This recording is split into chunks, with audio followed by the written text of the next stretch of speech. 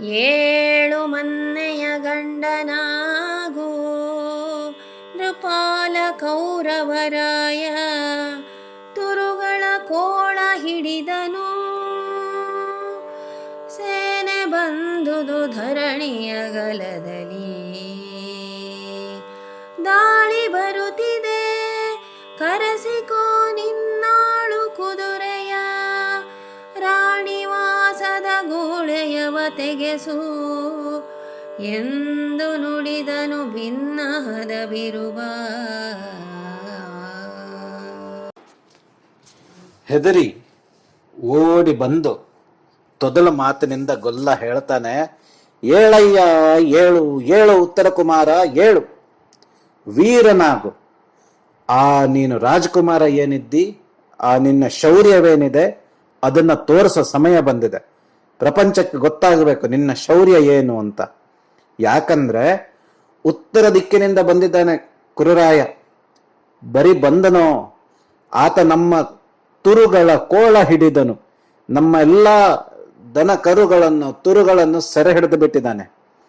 ಇನ್ನು ಆ ಸೈನ್ಯ ನೋಡಿದ್ರೆ ಎಲ್ಲಿ ನೋಡಿದ್ರು ಆ ಸೈನ್ಯವೇ ಕಾಣ್ತಾ ಇದೆ. ಇಡೀ ಭೂಮಿಯನ್ನೇ ಆವೃತವಾಗಿದೆಯೋ, ಭೂಮಿಯನ್ನ ಪೂರ ಅದೇ ಆವರಿಸಿಕೊಂಡಿದೆ ಎಂಬಂತೆ ಅಷ್ಟು ದೊಡ್ಡ ಸೈನ್ಯದಲ್ಲಿ ದಾಳಿ ಮಾಡ್ತಾ ಇದ್ದಾನೆ.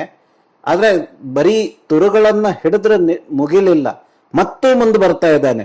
ಈಗೀಗ ನಮ್ಮ ಕೋಟೆಯ ಹೊರಗಡೆನೆ ಬಂದಿರಬಹುದು ಆತನ ಸೈನ್ಯ.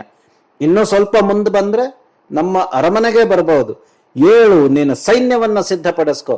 ಸಾಕು ಈ ವಿಲಾಪ. ಇಲ್ಲಿ ಈ ಸ್ತ್ರೀಯರ ಮಂದೆಯಲ್ಲಿ ಇರುವುದು ಬಿಟ್ಟು ನೀನು ಇವರನ್ನೆಲ್ಲ ತೆಗೆಸು, ಇವರ ಗುಂಪನ್ನು ಖಾಲಿ ಮಾಡಿಸು, ಇವರನ್ನ ಬೇರೆ ಜಾಗಕ್ಕೆ ಕಳಿಸಿ ನೀನು ವೀರನಾಗಿ ವೀರನಿಗೆ ಉಚಿತವಾದ ಆಯುಧಗಳನ್ನು ಉಡುಪುಗಳನ್ನೆಲ್ಲ ಧರಿಸಿ ನೀನು ಸೈನ್ಯವನ್ನು ನಡೆಸುವ ಸಮಯ ಬಂದಿದೆ, ಬಾ ಅಂತ ಹೇಳ್ತಾನೆ ಗೊಲ್ಲ.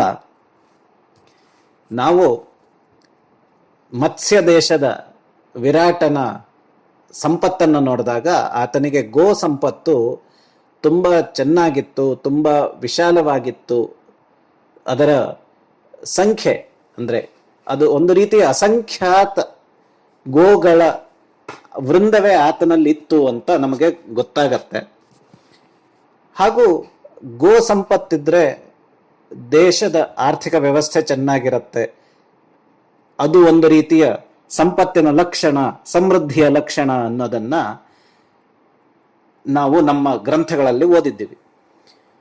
ಕಾಲಾನುಕ್ರಮದಲ್ಲಿ ಆ ಧನದ ರೂಪ ಬದಲಾಗತ್ತೆ. ಈಗ ಆ ನಂತರ ನಾವು ಚಿನ್ನವನ್ನ ಆ ರೀತಿಯ ಧನ ಅಂತ ಅನ್ಕೊಂಡಿದ್ವಿ. ಕೆಲವೊಮ್ಮೆ ಚಿನ್ನದ ಬದಲು ಅಂದ್ರೆ ಇಂದಿನ ವರ್ತಮಾನವನ್ನು ನೋಡಿದ್ರೆ ಈಗಂತೂ ಪೆಟ್ರೋಲಿಯಂ ಇಂದಿನ ಆ ರೀತಿಯ ಸಂಪನ್ಮೂಲವಾಗಿದೆ. ಹೀಗೆ ಯಾವುದೋ ಒಂದು ಸಂಪನ್ಮೂಲ ತುಂಬಾ ಮಹತ್ವದ್ದಾಗಿದ್ದಾಗ ಯಾವ ರಾಜ್ಯದಲ್ಲಿ, ಯಾವ ಜಾಗದಲ್ಲಿ ಅಥವಾ ಯಾವ ದೇಶದಲ್ಲಿ ಆ ಸಂಪನ್ಮೂಲವಿರುತ್ತೋ ಅದರ ಮೇಲೆ ಉಳಿದವರಿಗೆಲ್ಲ ಕಣ್ಣಿದ್ದೇ ಇರತ್ತೆ. ಕೌರವನೂ ಅದೇ ರೀತಿ, ಹೇಗಿದ್ರು ದುರ್ಬುದ್ಧಿಯವನು. ಇನ್ನು ಮತ್ಸ್ಯ ದೇಶದಲ್ಲಿ ಸಂಪತ್ತಿದೆಯಲ್ಲ, ಅದನ್ನು ಅಪಹರಿಸೋಣ, ಎಲ್ಲಾದರೂ ಸಾಧ್ಯವಾದರೆ ಪಾಂಡವರ ಗುರುತನ್ನು ಹಿಡಿಯೋಣ, ಪಾಂಡವರು ಎಲ್ಲಿದ್ದಾರೆ ಅನ್ನುವುದನ್ನು ಪತ್ತೆ ಹಚ್ಚೋಣ ಅನ್ನುವ ಒಂದು ದುರ್ಬುದ್ಧಿಯೂ ಇದೆ. ಜೊತೆಗೆ ಗೋ ಸಂಪತ್ತು ಅಂದಿನ ಪ್ರಚಲಿತದ ಸಂಪತ್ತು, ಕರೆನ್ಸಿ ಅಂತೀವಲ್ಲ, ಆ ರೀತಿ ಕೂಡ ಹೇಳ್ಬೋದು. ಹಾಗಾಗಿ ಎಷ್ಟು ಸಿಕ್ಕತ್ತೋ ಅಷ್ಟು ಅದನ್ನ ಸಂಗ್ರಹ ಮಾಡಿಕೊಳ್ಳೋಣ ಅನ್ನುವ ಒಂದು ದುರ್ಬುದ್ಧಿಯಿಂದ ಕೌರವರಾಯ ಬಂದಿದ್ದಾನೆ. ಆದ್ರೆ ಈ ದುರ್ಬುದ್ಧಿ ಅಲ್ಲಿನ ಗೋವಳರಿಗೂ ಗೊತ್ತಾಗಿದೆ. ಗೋವಳರಿಗೆ ಸೈನ್ಯವನ್ನ ಎದುರಿಸುವ ತರಬೇತಿ ಇರುವುದಿಲ್ಲ. ಹಾಗಾಗಿ ಅವರು ಏನ್ ಮಾಡ್ತಾರೆ, ಯಾರು ಸೈನ್ಯದ ತರಬೇತಿಯನ್ನ ಪಡೆದಿರ್ತಾರೋ ಅಂತಹ ಸೈನಿಕರ ಹತ್ರ, ಸೇನಾಪತಿಗಳ ಹತ್ರ, ಅಥವಾ ಅವರಿಗೆಲ್ಲ ನಾಯಕನಾಗಿರುವ ರಾಜಕುಮಾರನ ಹತ್ರ ಸಹಜವಾಗಿ ಅವರ ಸ್ವಭಾವದಂತೆ ಬಂದು ಹೇಳ್ತಾರೆ. ಎಂತಹ ಒಳ್ಳೆ ಮಾತನ್ನ ಹೇಳ್ತಾನೆ ಅಂದ್ರೆ, ಆ ವೀರಾವೇಶದ ಮಾತಿನಿಂದ ಉತ್ತರ ಕುಮಾರನು ಕೂಡ ಒಂದು ಸರ್ತಿ ಆ ಗೊಲ್ಲನ ಮಾತಿಗೆ ಗಮನವನ್ನ ಕೊಡೋ ಹಾಗೆ ಆಗತ್ತೆ. ಏನೆಲವೋ ತುದಿ ಮೂಗಿನಲ್ಲಿ ಬಿಳುಪೇನು, ಢಗೆ ಹೊಯ್ದೇಕೆ ಬಂದೆ ಇದೇನು ನಿನ್ನಿನ ರಣವನು ಅಯ್ಯನು ಗೆಲಿದುದೇನಾಯ್ತು. ಏನು ಭಯಬೇಡ ಇನ್ನು ಕಲಹ ನಿಧಾನ ವಾರ್ತೆಯದೇನೋ ಏನಲೋ ಕುರುಸೇನೆ ಬಂದುದೋ ತುರುವ ಹಿಡಿದರು ಬಡಗ ದಿಕ್ಕಿನಲಿ.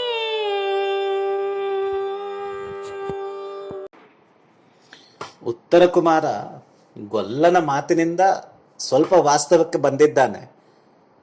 ಆದರೆ ಆತನ ಸ್ವಭಾವವನ್ನು ಕೂಡ ಕವಿ ಚೆನ್ನಾಗಿಯೇ ಚಿತ್ರಿಸಿದ್ದಾನೆ ಈ ಪದ್ಯದಲ್ಲಿ. ಉತ್ತರ ಕುಮಾರ ಹೇಳ್ತಾನೆ, ಅರೆ ಏನಲ್ಲವೋ ತುದಿ ಮೂಗಿನಲ್ಲಿ ಬಿಳುಪು, ಅದೇನದು ನಿನ್ನ ತುದಿ ಮೂಗಲ್ಲಿ ಬೆಳ್ಳಕ್ ಕಾಣ್ತಾ ಇದೆಯಲ್ಲ, ಆಮೇಲೆ ಅದೇಕೆ ಈ ತರ ಎದುಸಿರು ಬಿಟ್ಟು ಬಂದಿದ್ದಿ? ನಿನ್ನ ಯುದ್ಧ ಆಯ್ತಲ್ಲ, ದಕ್ಷಿಣದ ಗೋಗ್ರಹಣ ವಿಫಲ ಆಯ್ತಲ್ಲ ಕೌರವರು ಮಾಡಿದ್ದು, ಅದರಲ್ಲಿ ನಮ್ಮ ತಂದೆ ಗೆದ್ರಲ್ವಾ, ಮತ್ತೇನಾಯ್ತು ಹೇಳು. ಇಲ್ಲಿ ನೀನೇನು ಹೆದರೋದು? ನಾನಿಲ್ವಾ? ನನ್ನ ಜೊತೆ ಇವರೆಲ್ಲ ಇಲ್ವಾ?